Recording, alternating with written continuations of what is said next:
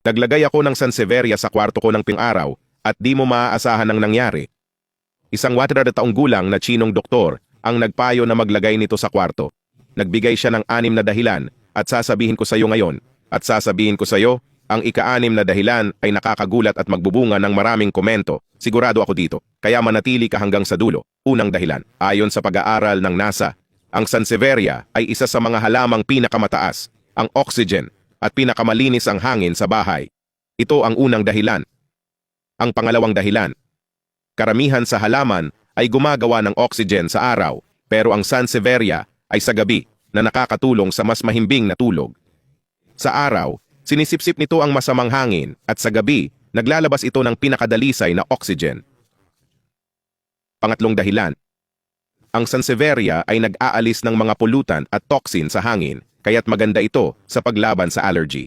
Gaya ng sinabi ko, mangyayari to sa araw at sa gabi, malinis at walang dumi ang iyong kwarto. Ika-4 na dahilan, napakadaling alagaan ang halamang ito. Umaangkop sa iba't ibang liwanag at kaunting tubig lang ang kailangan.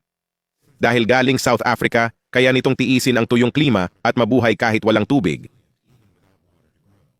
Hindi rin kailangan ng araw, kaya pwede sa mga lugar na mababa ang ilaw.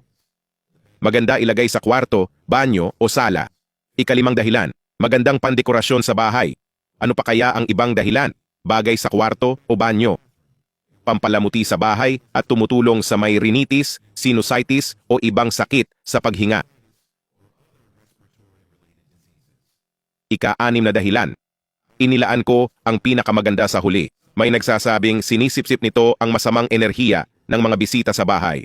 Ang mga naniniwala dito'y nagre-rekomendang ilagay ang snake plant malapit sa pinto para itaboy ang negatibong enerhiya dahil ito raw ay nagpoprotekta sa bahay. Para mapatunayan, kapag may pumasok sa bahay at nagsimulang malanta ang halaman sa mga susunod na araw kahit dinidiligan, ibig sabihin inilalabas nito ang masamang enerhiya. Patuloy lang diligan at babalik din ito sa normal. Naniniwala ka ba dito? O sa tingin mo'y katang-isip lang? Mahalaga ang iyong opinyon. Meron ka ba nito sa bahay? O gusto mong magkaroon? Sana nagustuhan mo ang video ngayon.